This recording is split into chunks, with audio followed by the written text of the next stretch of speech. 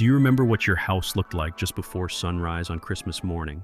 That moment when you opened your eyes in the dark and you knew.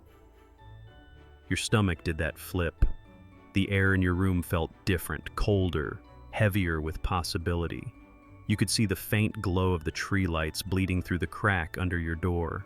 The house was silent, but it wasn't really silent. The heater was humming, the refrigerator clicked on in the kitchen. And somewhere, beneath all of that, you swore you could hear wrapping paper. You kicked off your blankets, your feet hit the cold floor, and for just a second you stood there in your two big pajamas, heart pounding, knowing that on the other side of that hallway, everything was waiting. Hey, welcome to Timewashed Stories. This is where we go back to the moments that shaped us. Today, I want to take you back to what Christmas morning really felt like in the 1990s. Not the highlights reel, not the perfect version. The real one, the textures, the smells, the tiny rituals, the way your parents looked half awake in the glow of the tree, the way time seemed to move differently that one morning of the year. And before we go any further, have you considered hitting the subscribe button? If you haven't done it yet, do it right now. It really helps this channel grow. All right, let's go back. I don't think I ever woke up naturally on Christmas morning. It was always this jolt, like someone flipped a switch inside my brain at 5:47 a.m. and my eyes just opened. No grogginess, no slow stretch, just instant electric awareness. It's Christmas. And the first thing I'd do every single year was turn my head toward my bedroom door, because even in the dark I could see it, that thin line of colored light glowing underneath. Red, then green, then gold. The tree lights were on, which meant my parents were awake, which meant it was real. I remember lying there for a minute, just staring at the ceiling, trying to figure out if I was allowed to get up yet. My heart was doing this weird hammering thing. My stomach felt like it was full of helium. I wasn't tired at all, even though I'd been awake until almost midnight the night before, listening for sleigh bells like an idiot. The house was freezing. We always turned the heat down at night to save money, so that first step out of bed was brutal. My feet hit the carpet, or sometimes the hardwood if I missed, and it was like stepping onto ice. I'd grab my blanket and wrap it around my shoulders like a cape, and then I'd tiptoe to my door. Here's the thing, I wasn't supposed to go out there yet, not until my parents said so, but I always did, just to peek. I'd crack my door open, slow so it wouldn't creak, and I'd look down the hallway toward the living room. And there it was, the tree, glowing like some kind of portal, the colored bulbs reflecting off the tinsel, casting these soft, warbling shadows on the walls. And underneath, the presents. Mountains of them. At least, that's how it looked to me. Wrapped in shiny paper with big bows, some of them oddly shaped, some with my name written in my mom's curly handwriting on those peel and stick tags. I'd stand there, barefoot and shivering, just looking, trying to guess what was in each box, trying to spot which ones were from Santa, because those were never wrapped the same way. Those always had different paper, cheaper paper, honestly, like my parents bought it at the last minute, and then I'd hear it. Not yet. My dad's voice, quiet but firm, coming from the darkness of their bedroom. He always knew. I don't know how. Maybe I wasn't as quiet as I thought. Maybe he'd been awake the whole time, waiting for me to try exactly this. Go back to bed. We'll tell you when. And I would, because those were the rules. But I wouldn't sleep. I'd just lie there, staring at the glow under my door, counting the seconds, my whole body buzzing. Our tree was never perfect. I know everyone says that now like it's charming or whatever, but I mean it. The thing was lopsided. We'd get it from the grocery store parking lot, one of those temporary tree lots that popped up the week after Thanksgiving, and my dad would always pick one that was too tall, so we'd have to cut the top off in the garage, and it would end up looking kind of flat and weird. But once it was up, once the lights were on and the decorations were hung, I don't know, it was the most beautiful thing I'd ever seen. We had the big bulbs, the ones that got hot if you touched them, They were the size of tennis balls, all different colors, red, blue, green, orange, yellow, and they'd hum a little bit when they were on. Some of them didn't work. We'd have to wiggle them in their sockets until they flickered back to life. And the tinsel. God, the tinsel. My mom was obsessed with it. She'd drape it strand by strand meticulously, while I'd just grab handfuls and throw it at the tree. It would stick to everything. The carpet, the couch, my socks. We'd find pieces of it in July. We had ornaments that were older than me, little glass bulbs that had belonged to my grandma with the paint chipping off. Handmade ones I'd made in school, popsicle stick Santas, construction paper wreaths with my name written in glitter glue. There was one ornament that was just a photo of me as a baby, laminated and tied to a ribbon. I hated that one. But my mom hung it every year right in the front. And the smell. If you had a real tree, you know that smell. It wasn't just pine, it was sap and cold air and something faintly sweet, like the forest had followed you home. And if you had a fake tree, like we did some years, it smelled like plastic and dust in the cardboard box it came in. But somehow, even that became part of it, part of the ritual. On Christmas morning, the tree looked different. The light seemed brighter. The tinsel caught the early sunlight coming through the curtains and turned into liquid gold. And all those presents underneath, piled up in this glorious, chaotic heap. It was like the tree had given birth to them overnight. That's what it felt like magic had happened while we were asleep. The house on Christmas morning had a feeling. It's hard to explain, but if you were there, you know exactly what I mean. The air was different, heavier, quieter, like the whole world was still asleep and we were the only ones awake in it. The heater would kick on with that low rumble, and you'd hear the vents start to hiss warm air into the rooms. The windows were fogged up with condensation. If you wiped them with your hand, you could see outside, dark yards, street lights still on, frost on the grass. No one else was awake yet. No cars on the road. Just us. My mom would already be in the kitchen. I don't think she ever slept on Christmas Eve. She'd be in her bathrobe, her hair still messy, making coffee. The smell would start creeping through the house, that bitter, rich smell that meant the adults were waking up. She'd hum while she worked, Christmas carols usually. Silent Night or Oh Holy Night. Quiet, under her breath, like she didn't realize she was doing it. My dad would be sitting on the couch in his flannel pajama pants and an old t-shirt, scratching his head, yawning, waiting for the coffee to finish. He'd look at me and grin. "Merry Christmas, bud." And I'd grin back, bouncing on my toes, desperate to start but knowing I had to wait. Because there were rules. We couldn't just tear into the presents. My parents had to get their coffee first. My mom had to get the camera ready. One of those disposable Kodak ones, or later, the camcorder that was the size of a brick.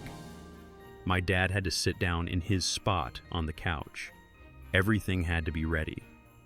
And in those few minutes of waiting, the house felt suspended, like we were all holding our breath. The tree lights blinked on and off. The ornaments swayed slightly from the heat coming out of the vent. The wrapping paper crinkled under the weight of the presents. I'd sit on the floor, cross-legged, staring at the pile, trying not to touch anything yet. My hands would be shaking a little, not from cold, from anticipation. And then my mom would finally sit down with her coffee, the camera in her lap, and she'd look at my dad, and he'd nod. "All right, go ahead." And that's when everything exploded. Every family had their own system. Some families opened presents one at a time, taking turns, making it last for hours. Some families let everyone go wild at once, ripping and tearing in a frenzy of paper and ribbon. We were somewhere in the middle. My dad would play Santa. He'd sit by the tree with his coffee, reading the tags out loud, handing out presents one by one. "This one's for Mom. This one's for you. Oh, here's another one for you." He'd drag it out too. Make a big show of it. Shake the box next to his ear. Pretend he couldn't read the tag. Who's this for? I can't tell. The handwriting's terrible. Dad. And he'd laugh and finally hand it over. The wrapping paper had that slick, shiny texture, the kind that made a specific sound when you tore it. A sharp, crackling rip. I can still hear it. Some paper had Santa on it, or snowmen, or candy canes. Some of it was just solid red or green. And the tape. There was always so much tape. My mom over-taped everything. You'd have to dig your fingernail under the edge and peel it off in strips, and then you'd finally get it open, and inside, there it was. The thing you'd been hoping for, or something close to it, or something you didn't even know you wanted until that exact moment. The Santa gifts were always different.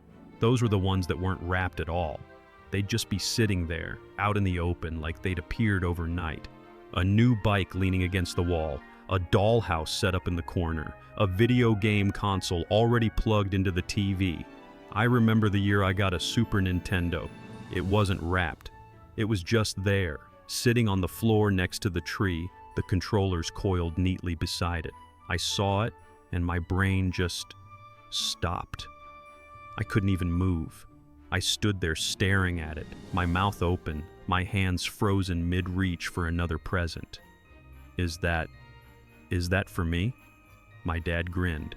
Says it's from Santa. I don't think I opened another present for 20 minutes. I just sat there holding the box, reading the back of it over and over, looking at the pictures of Super Mario World and Donkey Kong Country, my heart going a million miles an hour. If you grew up in the 90s, you remember the specific texture of that decade's toys. Everything was plastic, bright, glossy, sometimes translucent plastic in neon colors, purple, teal, hot pink. Toys had weight to them. They felt solid, durable, like they were built to survive a nuclear war. I got a Talkboy one year, the tape recorder from Home Alone 2. It was this long, yellow, rectangular thing with a microphone and a speaker, and you could record your voice and then play it back slower or faster. I spent hours recording myself saying dumb stuff and then playing it back in slow motion, laughing hysterically. Another year I got a Nerf bow and arrow, the big one, with the suction cup arrows. I immediately shot one at the ceiling and it stuck there for 3 days before my mom noticed. My friends got different stuff. I remember my best friend got a Tamagotchi, one of those little digital pets on a keychain. She carried it everywhere, feeding it, cleaning up after it, panicking when it beeped during class. Another friend got a Furby. That thing was terrifying. It would start talking in the middle of the night, its eyes glowing in the dark, saying stuff like, "Me love you," in that robotic baby voice. Girls I knew got Polly Pocket sets, those tiny compacts that opened up into entire miniature worlds. Or Sky Dancers, those dolls with foam wings that you'd launch into the air with a ripcord. Or those scented gel pens that smelled like strawberries and grapes, which everyone collected and traded like currency. Boys got Hot Wheels tracks that looped and twisted, or action figures, Power Rangers, X-Men, Batman, or Super Soakers. The big ones, the CPS 2000s, that could shoot water halfway across the yard and took 10 minutes to pump up. And then there were the video games. If you got a new game for your Nintendo or Sega or PlayStation, that was it. Your entire day was planned. You'd tear open the box, pull out the cartridge or disc and just look at it. The label art, the instruction booklet with all the screenshots and tips. You'd read that booklet cover to cover while your parents finished opening their gifts, memorizing every detail before you even played. I got Ocarina of Time one year. I'd been begging for it for months. And when I opened it, I remember just sitting there holding the gold cartridge, feeling the weight of it in my hands, staring at the Triforce logo. I didn't even care about anything else. I'd found treasure. Eventually, my mom would disappear into the kitchen, and a little while later, the smell would start. Cinnamon rolls, the kind from the tube, the ones that came in a cardboard cylinder that you'd whack on the edge of the counter until it burst open with a pop. She'd bake them in the oven until the edges were golden and crispy, and then she'd drizzle the icing over the top while they were still hot. so it melted into every crevice. Or pancakes. Buttermilk pancakes with butter and syrup stacked high on a plate with bacon on the side. The bacon would sizzle and pop in the pan, filling the whole house with that smoky, salty smell. And hot chocolate. Always hot chocolate. The kind you made from powder, with tiny marshmallows floating on top. I'd wrap my hands around the mug and blow on it, watching the steam curl up toward the ceiling. We'd eat in the living room, plates balanced on our laps, the TV on in the background. Some years it was A Christmas Story playing on repeat. Other years it was the Macy's parade, even though we'd already missed most of it. We weren't really watching. We were too distracted, too wired, too busy showing each other our new stuff. The windows would be bright by then. Full daylight. The frost on the glass would start to melt, leaving little rivers of condensation that dripped down to the sill. Outside, the world was waking up. You'd see neighbors walking to their cars, bundled up in coats, carrying bags of gifts to other houses. But inside, we were still in our pajamas, still in that bubble, still suspended in Christmas morning. By mid-morning, the chaos had settled into something softer. The wrapping paper was everywhere, piled in drifts on the floor, stuffed into trash bags, balled up and tossed into the fireplace if you had one. The presents were opened, the boxes scattered around the room, instruction manuals spread out on the coffee table. I'd be sitting on the floor, surrounded by my new stuff, trying to figure out how everything worked, putting batteries in things, peeling the plastic film off screens, reading the tiny text on the back of video game boxes. My mom would be on the couch, flipping through a new book or trying on a new sweater my dad got her. My dad would be in his chair, fiddling with some new gadget, a flashlight, a tool set, a watch. The TV would be playing softly, a Christmas movie, or maybe just the local news. The phone would ring. My grandma calling to say Merry Christmas, asking what I got. I'd list everything off, talking too fast, barely pausing for breath. She'd laugh and say she was glad I liked her gift, the sweater or the socks or the book I'd never read. My friends would call too, or I'd call them. We'd compare hauls. I got the purple Game Boy Color. No way, I got the teal one. Did you get Pokemon? Yeah, blue version. You? And then we'd make plans to meet up later, to show each other our stuff, to play together.